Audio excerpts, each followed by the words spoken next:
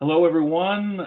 Good morning, good afternoon, good evening, where and whenever you happen to be meeting up with us here. We're really grateful that you're with us. This is the Ed Non-Tech podcast. We're on episode 17 at this point. Are we, Doug? Or I 16? believe so. We're at the Uh, point when there's enough episodes that I'm like actually having difficulty keeping track of how many there are. So I think that's probably to the good. I'm Dr. Matt Stranick here with you, as ever, with the inestimable Dr. Doug Reed. And I just wanted to Hello, say, everybody. yeah, hey, and I just wanted to quickly just say that I am here in Kamloops, British Columbia, in the heart of Secwepemcúlecw, the unceded and traditional territory of the Secwepemc Nation, for time immemorial. And again, it's just really I'm really grateful to be an uninvited guest here. And Doug, what about you? What's going on with you today? Uh, I'm Dr. Doug Reed, and I am coming to you from the territorial and unceded lands of the Mi'kmaq people on the east coast of Canada. And we are in the process of getting hammered by some more weather. This is the weather It's hammer. Yeah, my favorite. yeah, So yeah, so this is you know, we kind of had our extreme bit of cold and a bit of a cold snap here, but as ever, it's always mild compared to anything back east. So if you can indulge me, can you speak a bit more to how you're getting hammered here? And then we can okay. perhaps use that as a stepping point into the awesome topic that we have for today. So, Sure.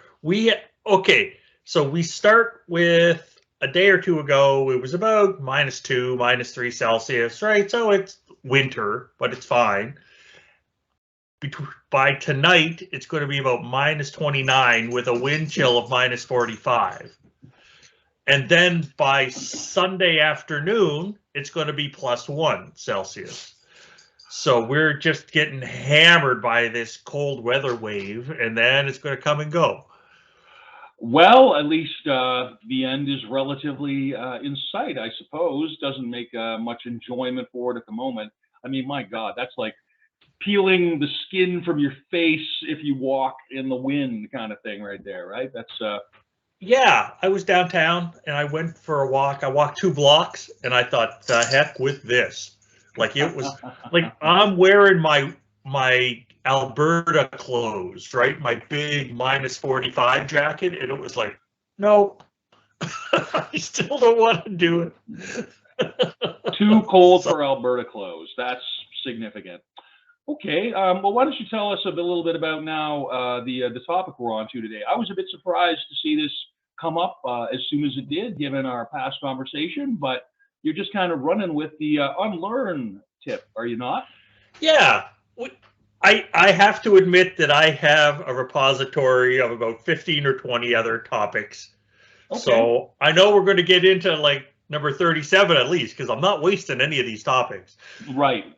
But when we were talking about unlearning, it Yep. was like when I pulled that image out and threw it into the show notes, Yeah. it struck me, and then it struck you, and then I thought, let's strike while the iron's hot. Let's talk about Well, unlearning.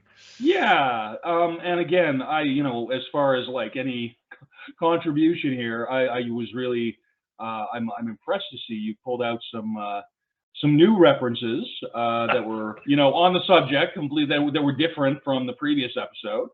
Yeah, Yeah, man. I mean, I can tell you that this topic has resonated with me. I think I probably went into that more than was necessary last time.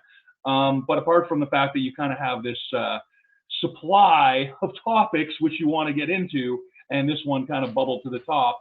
I guess, like, is there anything in your current moment that is speaking to this, or yeah, but it's not academic. that's It's not fine an. because yeah, no, please, man, that's I I most people nowadays seem to have heard the term mental health yes, and stress and anxiety, and I've had my own dealings with that sort of stuff, and part of what I've had to do is unlearn some things. I've had to Okay. unlearn some reactions and unlearn some stuff I thought I knew. So you kind of had to pause and kind of go back on some things, kind of working against almost your own history, in a manner of speaking, in order to reposition yourself for the kind of future that's most advantageous for you and people around you. Is there something to that, Doug? Yeah. Like there was an interpersonal interaction, and somebody's like, "Why did you react like this?" And then I said, "Well, because," and then I laid it out for them, and they're like, "Yeah, holy moly. Okay, well, I was not aware of any of that." And I was like, "Of course you weren't. This is my journey and my life and what I'm dealing with." But that's why I reacted that way. Well, it was, you're doing, the person you were speaking with, I think, a favor, giving them maybe more of an overview. But I mean, similarly, that person has, all kinds of stuff going on too, right? So, yeah, no, man. Well, again, you kind of, so can you talk maybe just before we kind of get into the references about like some of the strategies for unlearning, if you can go that deep, and if you can't, that's fine. I just color me curious, Yeah, it's a lot of what I've done is I'm a really logical guy most of the time. Until I overreact. I'm not. So until I overreact. Yeah. So what I try to do is always try to pull the emotion out and just have logic and just use reason to say, is this reasonable? And at times, yeah, that's reasonable, even though 2 hours later, it's like, oh no, what did I do? It wasn't. So that's where I've got into the meditation. That's why I've got into the yoga. That's why it's go for a long walk with the dogs outside. All that kind of, okay, deflect, distract, get to the core of what's really going on, and why am I thinking what I'm thinking? And why am I thinking what I'm thinking? See, to me, this really speaks to something that I was just kind of going through in, the pedagogy of the heart. And I'm still, like, basically this show is an excuse almost for me to just make sure that I pick up this book. And just a couple of things that I underline here. I mean, he is, at this point in the book, it's still the early pages of the book proper, but he's talking about the relationship between the individual and history. And basically, everything begins with your first imagined, your first sensory, your first location. And then you become a citizen of the world. You're not born into the world as such.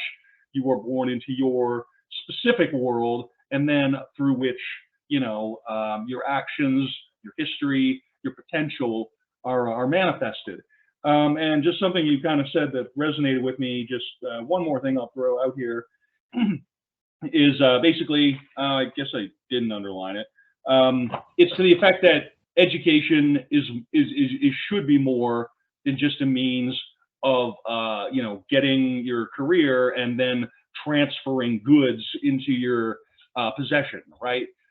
So I think what you've been speaking there kind of touches on some of that stuff, Doug. Oh, yeah, you're on the same line. I found a great Albert Einstein quote, and it said, "We cannot solve our problems with the same thinking we used when we created them." And that's something I really enjoyed. Yeah, well, and it's just, as you get older, I mean, as I get older, I've certainly, this past year of, being without, the staple of my life as an adult up until now, without being employed, I've kind of had to rethink some of my habits of mind and some of my ways of being in the world that are authentic to my situation. And this is why, holding on to this notion of being an educator is really, it becomes important to me. Maybe more so than when I just kind of clocked into my job and kind of took it for granted that I would be able to kind of affect the kind of change in the world through, strictly that facet of my career. And I realize now, just through this show and through, as you say, some of the things that you kind of have to unlearn about yourself, to sit into to fit into the new milieu, the new situation, as with in a way that's healthy and good, you know. So Oh yeah, like the intentionality is yes, something that I took for granted as well. Right? Oh yeah, I was a classroom teacher. Okay. Yeah. Oh yeah, I was a prof. it's Okay. just your thing. This is what I do, right? This is Yeah. just the world accommodating me, and I, you know, at the best of times, am in accordance with that. But Yeah. you know, the world is sort of the next step, right? The first step is your state of mind and, you know, your history of immediate interactions in the world, you know, are putting you into that trajectory, into that place. So in a world of like dynamic change, having the sort of mental tools, you know, metacognition, Yep. among others, to kind of separate yourself from what is no longer beneficial in the way that you interact with the world and engage with the world and internalize it, right? So this is some good stuff, Doug. Do you want to talk maybe about Yeah. some of the? Do you want to talk I maybe about some of the references that you found here? I do, but Yeah. you just twigged another idea in me Okay. where like we're talking about unlearning, but it's Yeah. not. It's not just unlearning, it's unlearning and relearning. Right? Like those we can't just unlearn and go back to where we were whenever, right? There's a relearning and a new path, and that's going to be uncomfortable. There's That's going to right. be some discomfort. And guess what? Sometimes life is uncomfortable. Well, and And it's absolutely true. And again, like this is kind of, I mean, maybe it's just the stereo, you know, midlife stereotype in my case.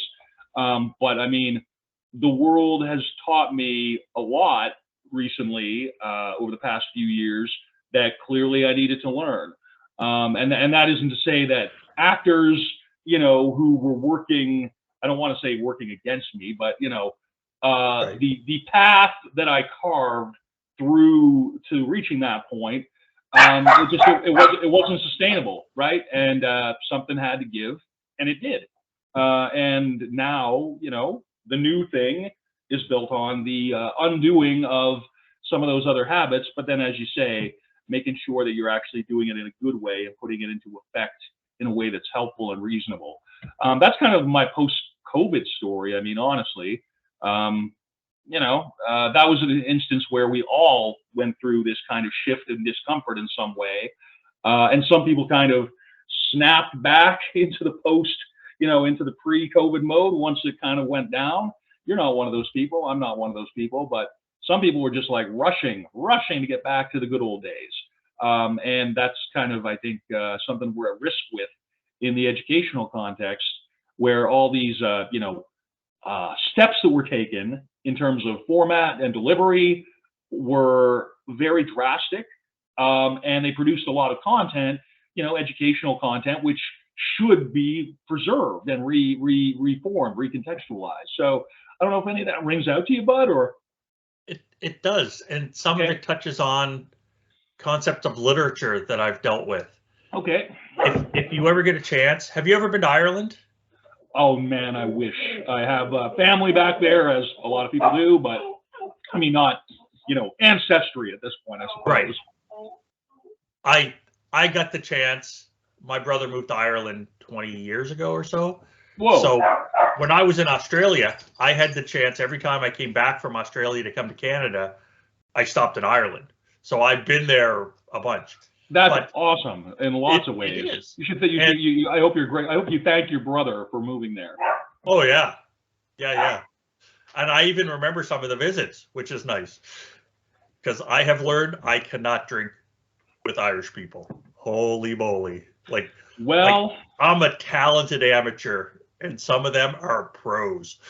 Like, they're just so some people have been known to say that about people from the Maritimes as well. I'm just saying, you know. oh for sure. But if when you go, Yep, I'm hoping, I'm putting it out there that you're going to go. yep, Trinity College Dublin, the Long Library. If yep. you've ever seen a beautiful library, that there's something in one of the acts of Parliament, hundreds upon hundreds of years ago. I'm pretty sure Trinity College gets the first publication of every book published in English in like the British Isles. Wow. They get a copy of it. So when you're in the library, you see all like Darwin's Origin of the Species, first edition. There it is, because they had it. It was coming out at the time, and they added it to their holdings. Yeah, because literally they have warehouses full of books. But what's cool is they kept the good stuff. You go to the library, you're not getting any Harlequin romances, right? Like there's plenty of stuff that we built that is a flash in the pan, or wasn't even a flash. It just wasn't very good. We don't keep that stuff. They get rid of it, and so should we with our pedagogical practice, right? Man. Like that's what we need to do, right? Because the pandemic happened. It's a joint trauma for everybody. Everybody scrambled to come up with ideas. We can cherry pick the good stuff and get rid of the stuff that didn't work. And that's what we got to do. That curation has to happen with our practice, and not just with that curation. That is, a really profound thought. I really like how you tied, the Temple Library into, this notion of, the post-pandemic pedagogy and curation of practice. People think maybe of, curating certain items of content, right? Like manipulating static elements on a web page, or, like emphasis on tangible, objective, kind of reality, aspects of it. But, maybe there isn't as much given to, curating, what goes on inside, right? Like if you actually are thinking in terms of like, well, what am I letting into my mind? Then you're doing an act of metacognition. And if you're doing an act of metacognition, then I would argue that critical consciousness is in fact a key aspect of it. I think there might even be almost a dialectical relationship to be had there. For sure. So, at which point, the things that you're talking about, it's like, what is no longer working for me in terms of how I engage with the world. So, for instance, I sort of made a point of maybe opening my mind a bit more to, Indigenous and First Nations ways of knowing and being, just through picking up certain books, engaging with certain individuals at TRU and elsewhere. And that was something where like my sort of, I was replacing a habit of mind, which was more monolithic, more just kind of Western middle class, we don't have culture. We just popped out in the 60s at some point, right? Or something.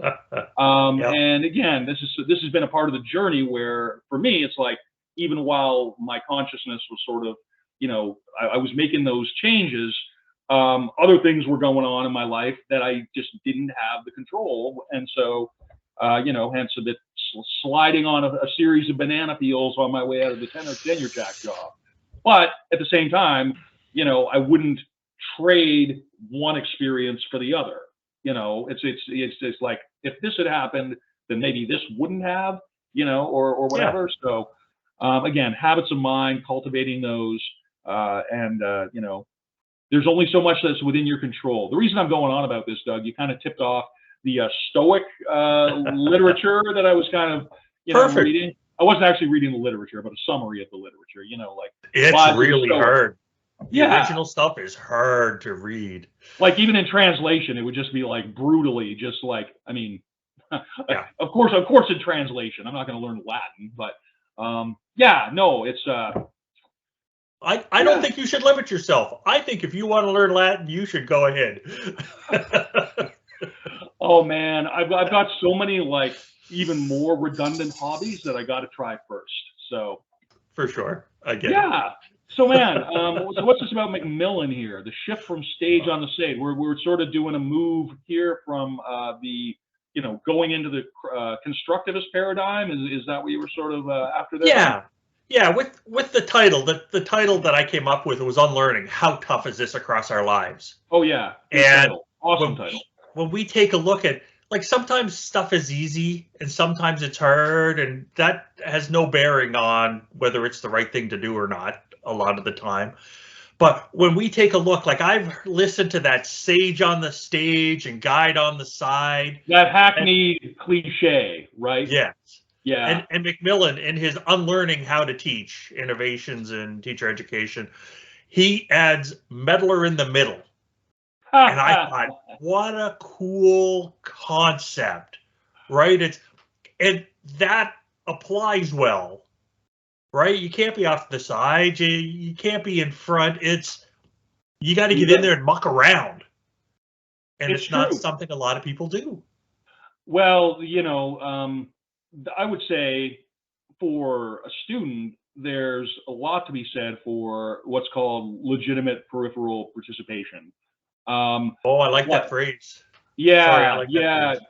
No, that's a thing you can Google, and that's something I kind of got into with my thesis about MOOC participation and such. People are making a choice to at the time when I was looking at those courses, a lot of people were making a choice like I'm curating the kind of educational experience that I want to have vis-a-vis these asynchronous resource packs, that these courses essentially, are.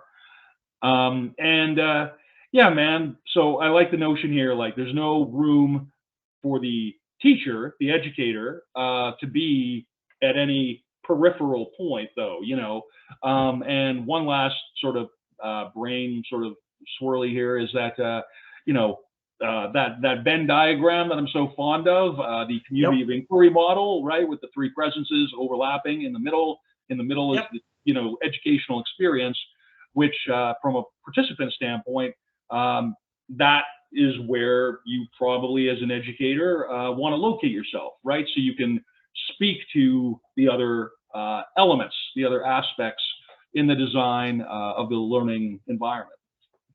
You just gave me a great idea. Okay. I want to take this meddler in the middle concept and make a Venn diagram of where it fits, because I'm not a fan of fundamentalism, right? You can't be too far out on the Sage on the Stage. You can't be too far out on Guided on the Side. You got to be in the middle somewhere, mucking it up to help as many people as possible. So I might make a Venn diagram for you just because I know you like them. Well, and mucking it up. I mean, again, speaking to your notion of learning as being both often unpleasant, uncomfortable, challenging, it's like it's the sediment that's coming up from the riverbed, it's just like it's stirring things up. And, again, I think as teachers and educators of various kinds, it's sort of on us to kind of know where our comfort level is. Going in with, without enough sort of presence into the situation isn't going to be helpful. But similarly, if you try to be too hard-handed and too over-reliant on classroom protocols and procedures and things like that, I mean, so as you say, right, it's the middle is the sweet spot, but for all of us, that looks different. And and every class is different, right? Like some classes you'll have to be more Sage on the Stage. Some classes you can be more Guide on the Side, because it also depends on the inner dynamics of the learners. That's right. In the classroom you're teaching, and the content that you're teaching, and the relationships that are going on. Well, and the administrative decisions to the effect of, where is the site for learning even going to occur? How much budget, is there for, add proper instructional support? So again, lots of intangibles, lots of things that are outside of your immediate locus of control. So again, I think unlearning can be a helpful tool within the constructivist educator's kit, if you will, in as much as it gives you some critical frameworks, it gives you some approaches which you might not otherwise have had access to. So, yeah, and that leads us to the Cochrane Smith article, Learning and Unlearning. Yes, it's the education of teacher educators. I have something that I have to admit. At the end of every one of my degrees, I have been annoyed by what I didn't learn. Oh, Like I have felt limited. Like I have 4 degrees, and at the end of every one, I thought, no, I should have learned more. How come they didn't teach me? And it's like, no, it's not about them. this is about me.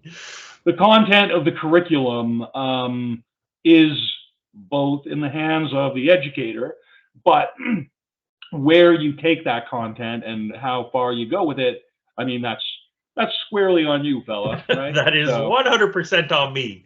And but yeah, the Cochrane Smith article talks about that. It's about new knowledge and questions and practices, right? That I wasn't engaging with as a student in formal education as much, and the long held beliefs, right? You're a teacher, you teach me. It's your response, and it's like, no, I've had to it's taken a lot of difficulty to unroot some of those things, right? Because they're in there deep. that's right. Well, it's like you're not, a provider of a service as such, right? You're somebody who's there to facilitate a dialogue. And, Yes. a lot of, in my faculty development role, there was a lot of challenge for some of the faculty complement that I worked with. The whole, they don't respond the way that I would like, right? So at which point it's like, well, I mean, so what can we do? Like, what kind of opportunities can we have that's going to change that dynamic?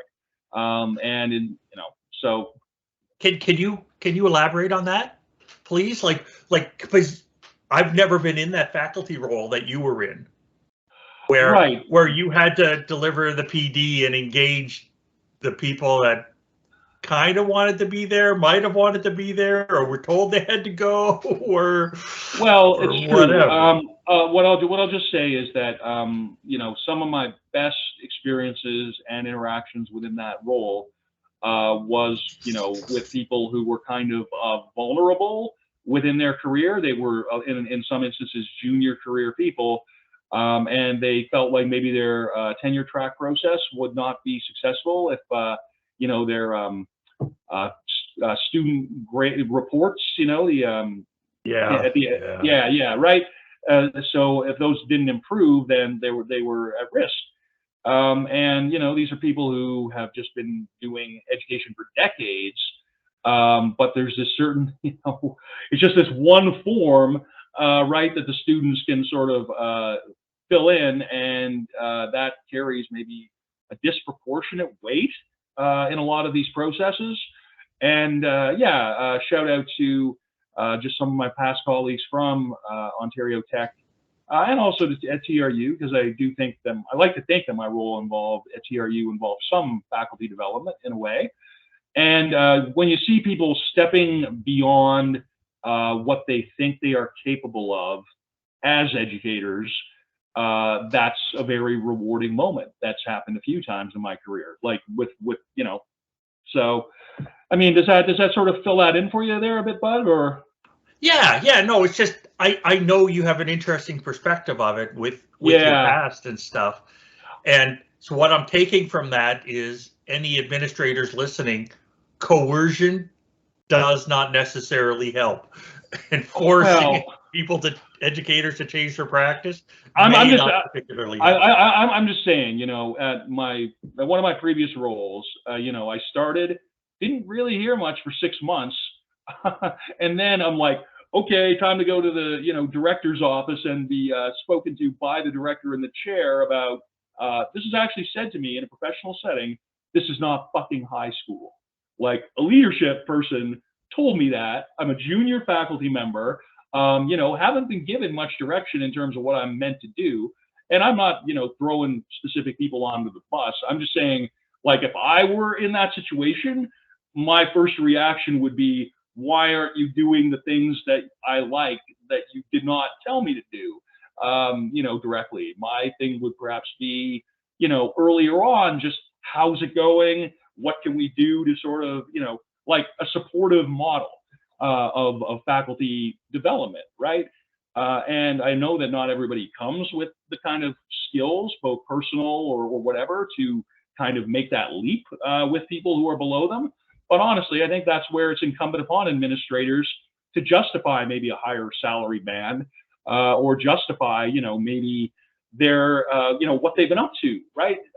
And so the responsibility is there because the work is extremely difficult and not a lot of people can do it well, honestly. So there, in defense of administrators, because the ones that I've worked with that are awesome are, like I still remember them well.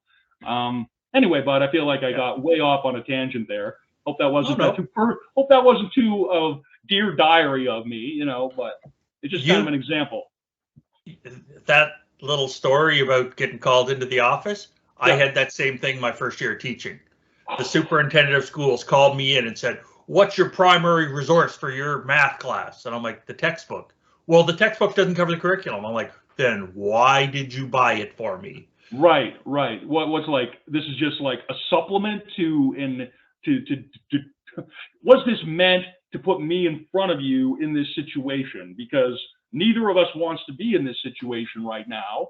Right. So it's like, again, the onus really, I think, is on administrators not to just sort of, and chairs, academic roles, not just to sort of carry out their executive function or their administrative function, but actually, to do so in a way that promotes the growth and development of the educator. Like, it's like we in our kind of business maybe are sort of like faculty educators in some senses. I would say that if you're in charge of that kind of complement of people, you might want to do a bit more outreach. You shouldn't just assume that people like just are going to slip into something and just know what to do, right? Anyway, no more Dear Diary from me, but I think you kind of get no. And I just wanted to know the other side about how you were interacting with the people you were helping, because the people that were supposed to be helping you sometimes did, but also sometimes did not. Well, this is where I separate it into individual clients, individual projects, individual situations, because, in instances where something that is somewhat outside of my control, in terms of relationships and, office politics and whatever, what can I control? I can control the moment that I am in with people that are actually interested in working with me. So this is why, still I'm going to some interviews and things, and I've got awesome positive things to say about not just these partners and colleagues that I've worked with and the projects, but what they were able to do with students, maybe that they weren't able to do, or didn't think they necessarily could do before we got, before we started working together. So, yeah, man. Such is the life of the educator, right? Yeah. Absolutely. And so I'm going to jump off into the Baldacchino article, The Willed Forgetfulness, the art education. Oh, sorry. For a moment, I thought you said Al Pacino. Baldacchino. Okay. Baldacchino. And it talks about how unlearning can't be the new pedagogy. It can't be the new model, right? Because sometimes you just have to learn things the one time. This is for how do you take the steps back and how do you say, nope, heading down the wrong path? Because that reflection matters, right? Like, we all have professional opinions and professional judgment, and that matters. So it can't just be no, we did that 5 years ago, I'm not doing that now, we've unlearned that. And it's like, oh, you're killing me.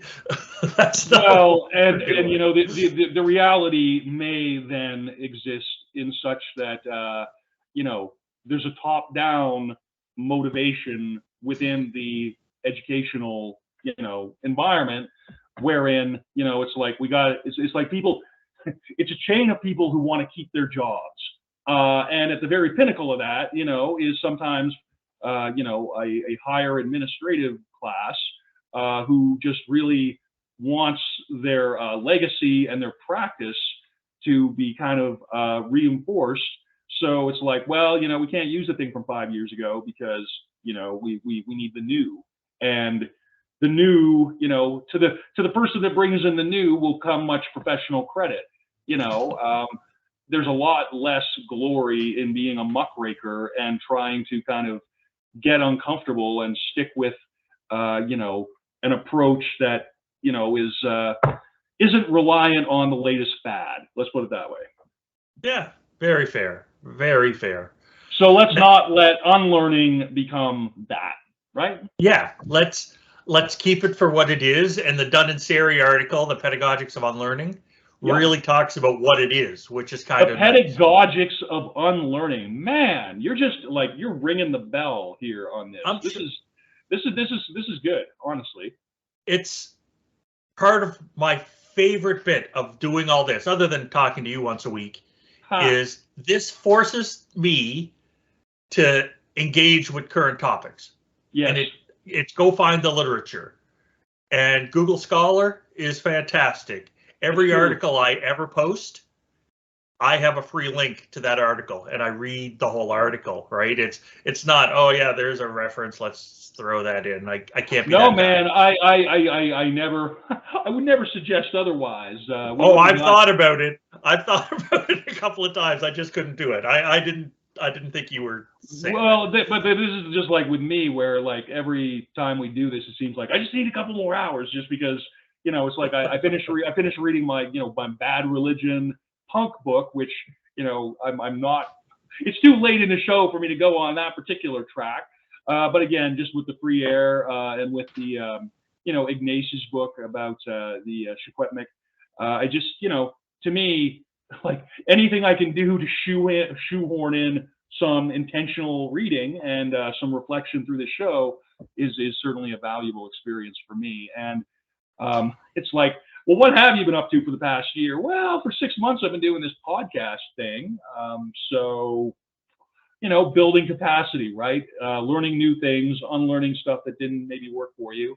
So yeah, man, that's dope. And now I'm going to put you on the spot again because you're younger than me.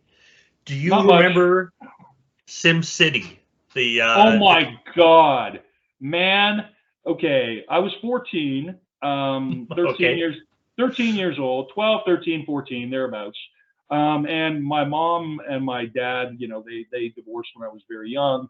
And there was a lot of moving around, and, you know, half the time with one parent and half the time with another. And we lived out in this place called, beautiful part of New Brunswick called Russet Gornish. But yeah, and it's just outside of Fredericton, about a half an hour. But if you're a kid and, you know, you may as well be on planet Mars, because, you know, there's no way to get into town if you're on holidays or whatever. So basically for one summer and a half, I think, I just spent a lot of time on front of, you know, desktop computer games that my mom, you know, got for me to kind of keep me entertained when I was out there. And it was actually, yeah, SimCity and Sim Earth were like the two big ones for me. Okay. And that was kind of, you know, I don't want to say aged out of gaming after that. But anyway, long-winded answer. I played it a lot for a very short period of time, and it was friggin' phenomenal, actually, in its own way. So with SimCity, if you played it a lot, did you ever build up your city and then think, oh no, I got to just start destroying stuff and moving things around because it was too crumpled up in the middle or cramped or whatever? Right, but then at a certain point of your build, you know, you're in the situation where, you know, you can't move any one component without, and this is one of the first games that I saw where they took into account these, you know, variables, right? Like, you know, so you have to, you know, move the sewer line such a way, and, you know, if you're going to move the building out and all this. Personally, I got to a point in the Sim Earth game where, like, if you don't make kind of the right decisions, your planet just kind of ends up in a ball of fire, and you know, because like you're managing like the you know, the elements or whatnot, compounds within the atmosphere. So it was, yeah, shout out to those. Shout out to them. Thanks for giving me the opportunity to reminisce. No, well, I'm not done yet, because since I'm a little bit older, like 10 years older or whatever, yeah. I had this, my students would do it in computer class. Oh, dope. And we would do it. And I saw, and most of them did all kind of the same thing. And then one student that I had was building something, and then everything was all cramped, and he started to delete things, and then when you blow things up, it cost money or prestige or something. So what Yeah. he did is he went to the monster category and just added Godzilla and let Godzilla rampage through, and he used that as a natural disaster to make it what he wanted. Aha. Right, That's a because bit it like, didn't cost as much because he wasn't like detonating it and well, demolishing stuff. that's like, Nero, the Roman Emperor Yeah. Nero, literally setting fire to much of the city, destroyed, 2/3 of the structures in the city, and he fiddling while Rome burned. He was like, what can I do? I'm an agent of chaos. I'll just burn it all down and then put it up how I like. So the impulse that you described there with your student is as old as the human condition, I would wager. I mean, honestly. So Yeah. And the Dunn and Siri article, The Pedagogics of Unlearning, they yeah, talk about unlearning means we got to shake things up, we got to philosophize with a hammer, we've got to take a leap of faith, right? It's all these things. It's okay to try and fail and try again and see well, how it works. And I'm I just see Godzilla going through the Sim City, destroying stuff, and then letting us rebuild. that's wonderful that those software folks place that as an opportunity for sure. Yeah. Yeah, and you got some pretty awesome pictures here as always. So there's the first one that I guess I recognize from our previous episode. There is so much to unlearn. Yeah. And then we got this other one in sort of the. Do you remember before the internet? You want to speak on that one a bit here? Do you remember before the internet when we thought the cause of collective stupidity was the lack of access to information? I don't remember that. Yeah, This is that where it. like yeah. So there's unlearning that has to happen, right? Like the algorithms that are being used to manipulate people in societies is still too much. We need to unlearn some of that stuff. I just really liked it. Well, exactly so. The notion of a tragic scarcity of information is both novel and quaint to me, and it's still, within a lifetime of you and lots of people, right? Remembering that. So, for my kids or people like who are, younger than me, it's like it wasn't always thus, right? Yes, exactly. Yeah. Okay, so what else here? Be brave enough to suck at something new. That is. Yes, it's if you're going to put the effort into doing something, you got to have the strength and courage to stink at it. You just do because you're going to. It's if you look at how like elementary school works, elementary school is all about the child, and then you get to junior high and high school, and it's all about the content. Yes. Right? It's like they had to learn those other things first. And it's okay that it takes years to get adequate at something. You don't have to be good right out of the box, right? Being good at things is highly overrated, in my opinion. It is. It's so what? And so people, you're and the people, best out. And people are going to go like, oh yeah, that guy would think that. But still, I'm gonna live my bias, right? Being good at things is overrated, and you should try them anyway. Just. I own 2 ukuleles, and I am not a good ukulele player, and I love playing. I love what it does to my brain. I love what it does to my ears. I love it, and I don't want to get better. Right, I want to be adequate. I want to be able to, like, if you're sitting around a campfire and somebody hands you a ukulele, I'd like to be able to play a song. You wouldn't argue with improving your skill over time naturally, yes. Right? So, but I am not going to put a lot of effort into. Okay, can I master how to make that a flat or how to change keys and whatever? I'm not going to do that. That does not interest me. I want to be able to just play something for fun, and if I'm okay, I'm okay. That's fine. You're curating the skill to the level that you are going to get your optimal level of enjoyment with it. You're making an informed decision about the effort and benefit ratio or whatnot. And yeah, man, it sounds like you know exactly what you need to know, and you know exactly what you know that you don't need to know. Yeah, You well, know enough to know tonight, what you don't need to know. That's yeah. There's a lot of stuff I used to care about that I care a lot less about now, right? I'm Because telling you, it's man, ugh. this is one of the truly better things about aging. I mean, you know, it's the sense of perspective. You got less time, so you got less time for BS too, I think, right? and So and that my life is too short to waste my energy on stuff that doesn't matter, and on people, and people, especially on people that don't people, matter. people Yeah, and stuff. All right. It's yeah, like, yeah, yeah. I gotcha. and that kind of reaches into the next one. This is a little out of this next image by at Reach Out Recovery. It's things I'm unlearning, and there's a whole pile of these mental health kind of things. I Yeah. collect these too, just because sometimes I need to take a look to say, yeah, you've been kicked around a bit, but you're doing okay. You told me before you kind of keep some of those nice emails that you get from colleagues and students and stuff too, right? I got one from a parent about 3 years ago that I look at once a month. Wow. It's just so amazing. It just perks me up because it's like, yeah, I did something right. I helped somebody, and that's what I want. I figured out that my life's mission is to help people. So this is Yeah. how I can do it. And again, getting some recognition of that from the people who are, you know, seeing that in you, it's very affirmative, right? It's very, yeah, no, Yeah, man. I don't need the external validation, but sometimes it sure is nice. Well, when your That makes sense. internal, when your mind sometimes drifts into thinking that, you know, why did this happen or why didn't that?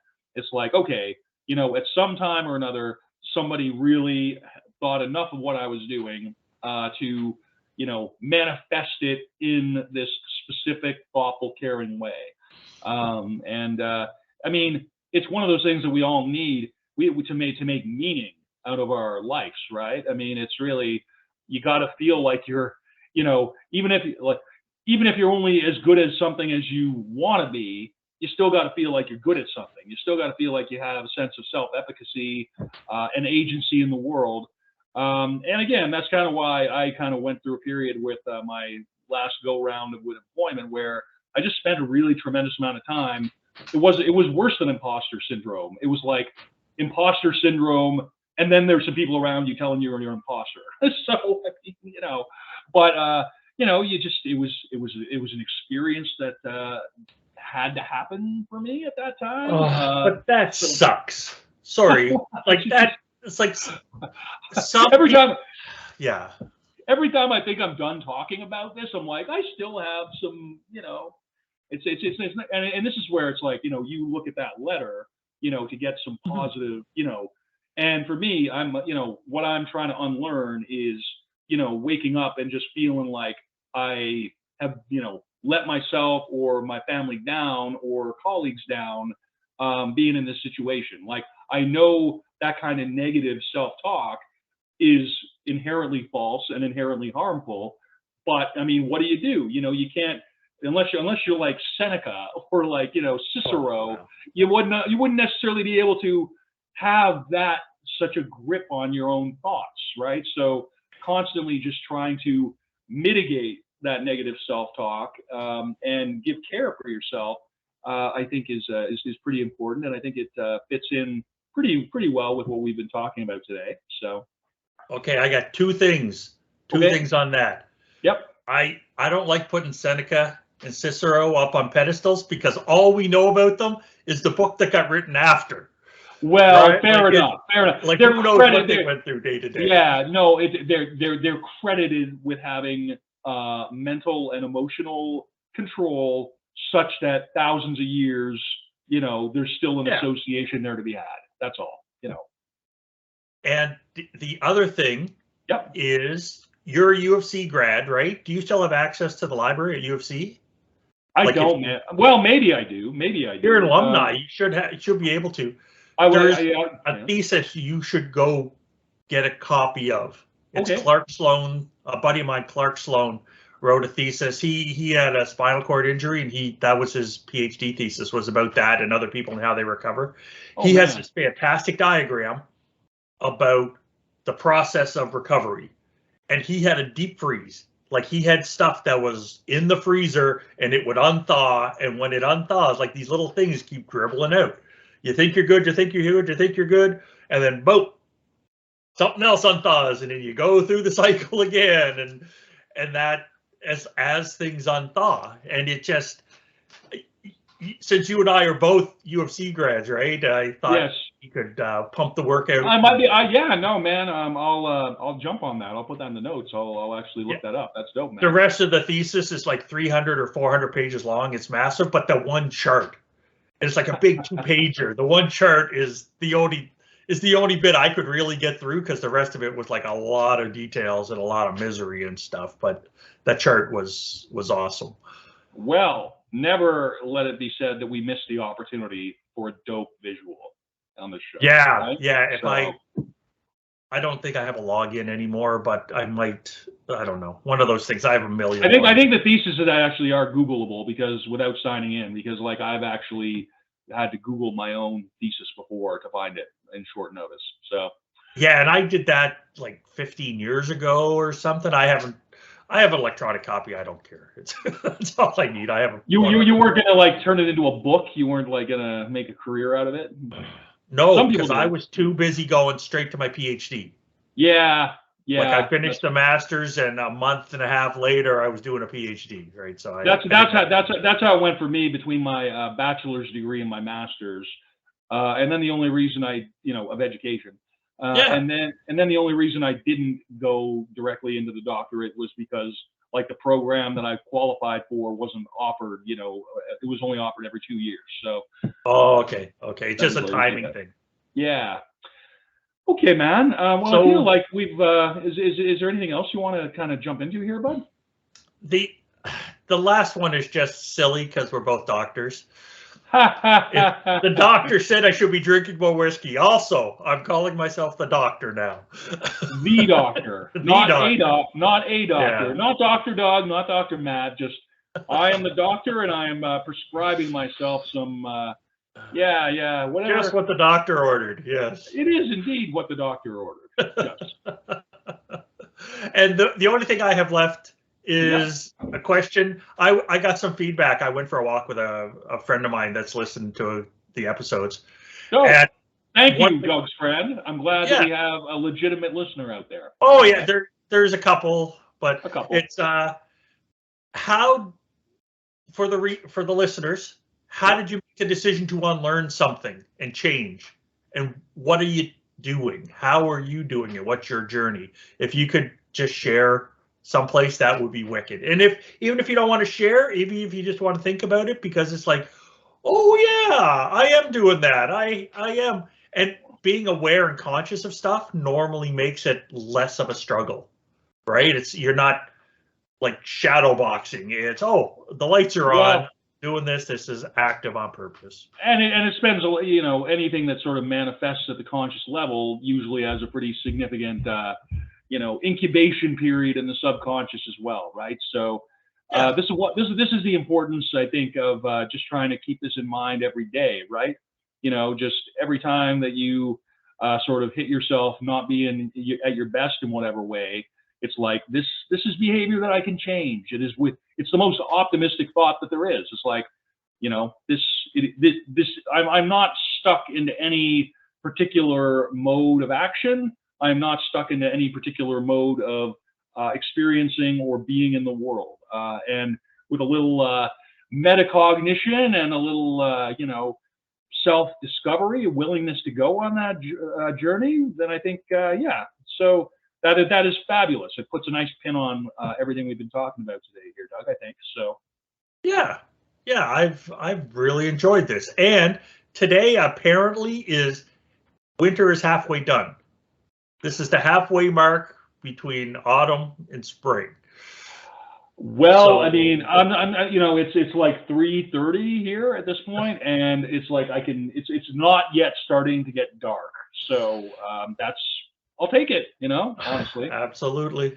Absolutely. Okay, man. I don't have anything else, but thank you so much. Likewise, I am out for now. We both appreciate you being here with us. Take care, everybody, and we'll hopefully see you next time.